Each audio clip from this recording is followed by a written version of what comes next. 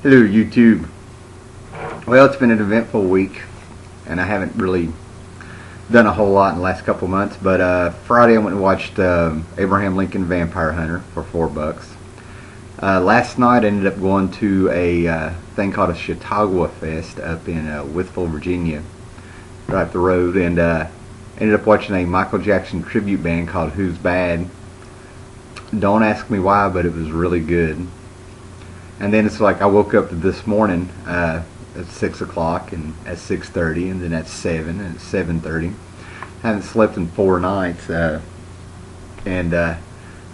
decided I was going to go to Charlotte to HeroCon, and at the comic book shop down the road. I remember a bunch of people saying they were going to meet up around 8:30 and head on out, so I figured I'd just follow them down. I didn't really want to invite myself with them, but ended up I have a little bit of a ball tire, and then they were nice enough to let me ride with them, and we told stories and just laughed all the way down, man, and it got raunchy in some places. It was awesome. So I get down there to HeroCon. First time I've been in about 2 years. I've been a couple times here and there, man. Had an absolute blast. I mean, it was a good time. Surprised me.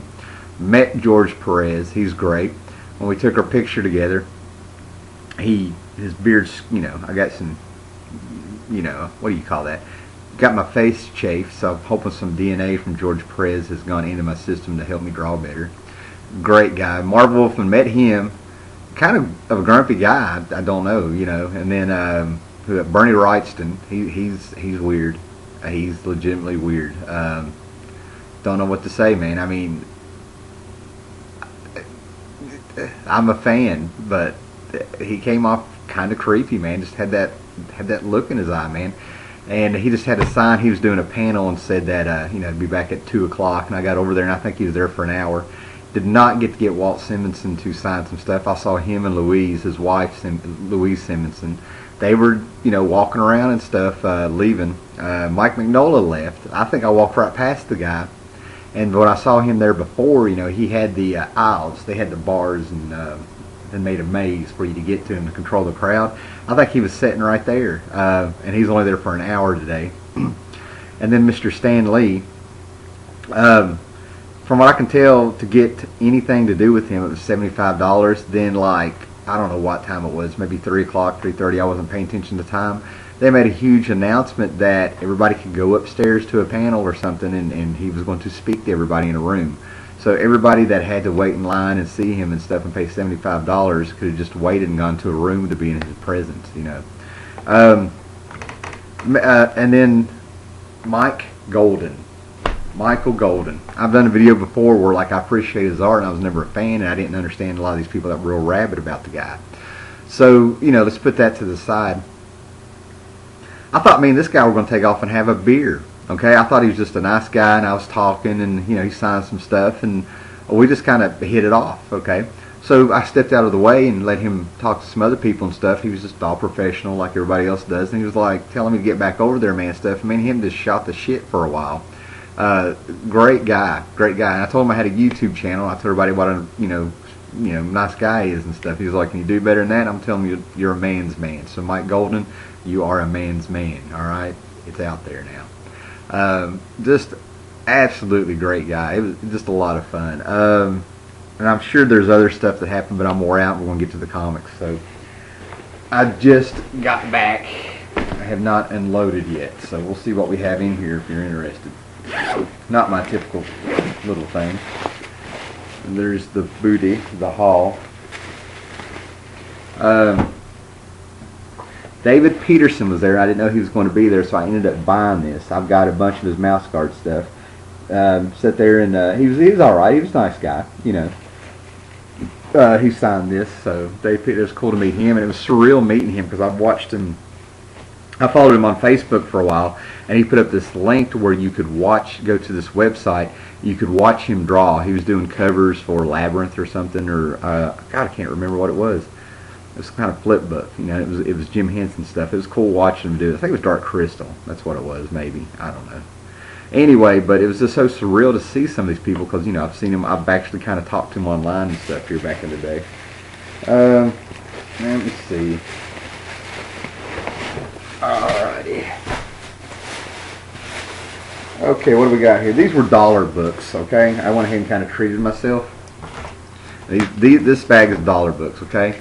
This is the Batman special that introduces the Wraith. 1984, so I was 12 years old when I had this. This is my third copy of this finally, going from the original. Get the glare off there. Come on. Yeah, Mike Golden signed this. I was happy to find that. These are books I took with me. The Nam, however you want to say it. Mike Golden did the covers, and I can't remember if he did the interior or not. He signed that. He did number 2 also. Signed right down here. Alright, now these are dollar books that I bought again. Freedom Fighters number 1. I'm actually going to try to do a review of the few issues of Freedom Fighters I have. It's a quirky little book. You know, it's not going to... It's cool. We'll do that later. Real happy to find these. I'm thinking these are Steve Gerber ones. I'll just grab these real quick. Marvel presents Guardians of the Galaxy. I'm tired, man. I can't tell if you're able to see what's there, if there's a glare or what. Anyway, there's number 4. Excuse me. Number 5. Number 6. What we got there? Number 7. No, number 8, but we got a number 9. Number 10, Origin of Starhawk, I think. No, Deathbird Rising. Yeah, concluding the story, the Origin of Starhawk. Number 11, still giving Starhawk hell there. Number 12. And we go to the Avengers. There's an issue missing there. Anyway, I got 142. I sold this a couple years ago and hated getting doing that. It has Squadron Sinister in it. I love the Avengers when they're up against the Squadron Sinister, Squadron Supreme. And 143 to go with that. Little shout out to Captain Cummings there with some Avengers. And what we got? Oh, you're not going to believe I bought this, man. I had to complete my set with Jeff Johns. I hate this character. I like the Jeff Johns story here, the whole, time stuff. I feel hypocritical, but I'm not going to apologize. But I'll be damned if this wasn't the first book I found. As soon as I kind of walked into HeroCon stuff, and there were some dollar boxes right there when you walked in, first damn thing I saw was this. Booster Gold number 1. So now I have all the Jeff Johns issues coming out of 52. Alright. Next I'll be selling my soul to the devil or something. Okay, now we're into the quarter comics. Make sure that's it. Yeah. Aquaman and Demon, the Jay Straczynski run on Brave and the Bold. If you have not picked up or read any of these Straczynski issues, these are all solid. He did quite a run there on Brave and the Bold. I don't think he went into the double digits, but every one is solid. Read that on the way back. It was awesome. Alright, now, and you know what? These were actually less than a quarter for me because they gave me $8 worth for $7. And I don't know what that comes to, but there you go. Alrighty.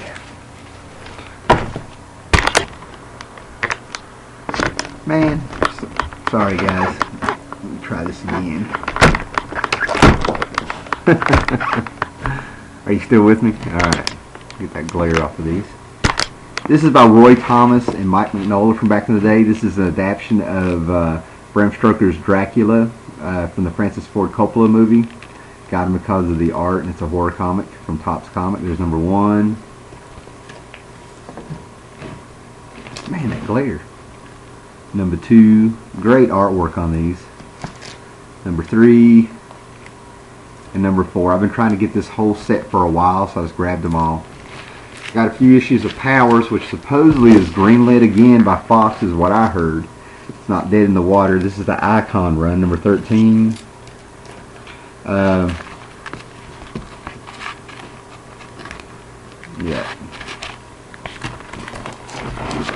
Awful glare. We got Promethea, number 29. I just need a few more of these to complete the set now. It's probably what, 28? So hard to find the numbers on these. It's going to drive me nuts. 30, issue 30 is written out. Got a Legends of the DC Universe because it has Steve Rude art and it's by Mike Evanier, so it looks like it's calling back to Kirby's run on Jimmy Olsen. Oh well. Alright, some more Powers, number 12 of the Icon. After they started out in Image. Number 22. I got, this is the Dark Age, book 2, number 4. I'm hoping, I didn't take my list because I didn't know I was going to the last minute. I'm pretty sure I don't have this one. So, some more Powers. What is this? The Icon series number 9. May have that, but, you know, for a quarter. For a quarter, the Batman Annual number 11 with the Alan Moore Clayface story, where he falls in love with a mannequin. Alright, got these. Children of the Atom. Steve Rude started out as the artist on this series. I think there's 6 of them. He didn't finish, and he did the infamous open letter apologizing for his personal problems and the fact that he needs to have more professionalism, because this was by Joe Casey. I've got 2-3 issues of this, and I just went ahead and got this. Hopefully I got a whole set. Number 1, number 3, more Steve Rude art. This isn't Steve Rude, but this is number 6. And then we get some Red Sonja, all for a quarter. Looks like this is her series, number 3. Great Frank Thorne art in these. Number 4, I got this one. This is an upgrade. I've carried the other one around since 77, 78. Number 5, these are in, I mean, these things are in awesome condition, man. I mean, these are just great. Number 6, you got me a little Kirby here, Machine Man number 2 for a quarter. Number 7 for a quarter. 6. And then this is a run. As a kid, this is probably one of 3 of the first arcs of Fantastic Four I read. One of the first arcs I read was from the Fantastic Four in the 120s. It was the appearance of Gabriel the Airwalker as the new Herald of Galactus, bringing upon Judgment Day. What was the other one? I'm going kind of blank. And this one. This was them against the Sphinx, and everybody was aging because of the Sphinx, so they had to go out and they had to find Galactus. This is from 1979, so I was 6 years old when I was reading this. 208, 209, 210. I got this one, that's an upgrade. 211, 212. Galactus versus the Sphinx. 213. I think these are by Marv Wolfman and Keith Pollard. Oh, excuse me. Marv Wolfman and John Byrne with Joe Sennett on this one. Why don't you check those other ones now. And 214. Is that still Byrne? Yep, John Byrne's still doing pencils. And then we got these. If I can get that glare off there. This is issue 1, 2, and 3 of a mini-series that I've always wanted to read from 1994, Witchcraft. I think these are the witches from the Witching Hour, and they were in Sandman. And what's interesting is I've really got to look at these again and stuff. I got these for a quarter a piece. They're all signed. Here we go. Yeah, they're all signed. All 3 are signed. There it is. There we go. All 3 of them. Great Mike Kaluta cover. I believe that's who did the cover. So that was cool. Let me see what else I got in the bag. Seems like I had more. Oh.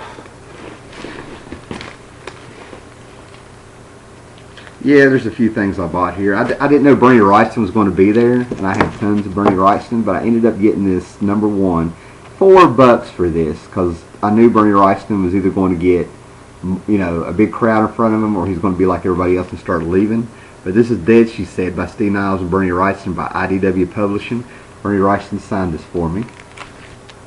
I've got this. I've got 2-3 copies. I'll get Walt Simonson to sign this because he did the, or McNola to sign this, and maybe Simonson because Simonson did the covers also. World Krypton number 1. I think I got that for 50 cents. And these are books I took that got signed. Now, this is now a dream come true because I took all my Crisis on Infinite Earths that I carried around since I bought them off the shelves, and every one of them are signed by Marv Wolfman and George Perez now. I mean, I'm just And George Perez signed it with a gold pin on this one. Man, I could not believe this. Yeah, all of them signed with George Perez and Marv Wolfman. I thought that was just awesome. And those guys are legitimate friends. Each one signed over the eye. Yeah, I felt kind of, yeah, signed up here, signed in there. I felt kind of funny having the death of Flash, you know, be signed, but you know, who knows.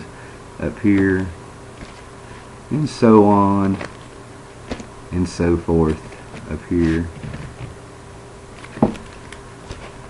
and same thing up there at the top. Now, it's like a dream come true. I was going to get Walt Simonson this, see if there's anything else signed. That's just other books I took that didn't get signed. Seems like I had more stuff, but you know, it was a good day, and cannot complain. So thanks a lot, guys, and it was good, nice little surprise to get out and have a good day there, man. All right, man. Hope everybody had a good weekend. Hope everybody's summer's going on. Thank you for all the new subscribers. Yeah, got a whole lot there in the last month, about 61, which really surprised me. So thanks for watching my videos, and thank you guys for putting videos on out there. And we will be right back. Later.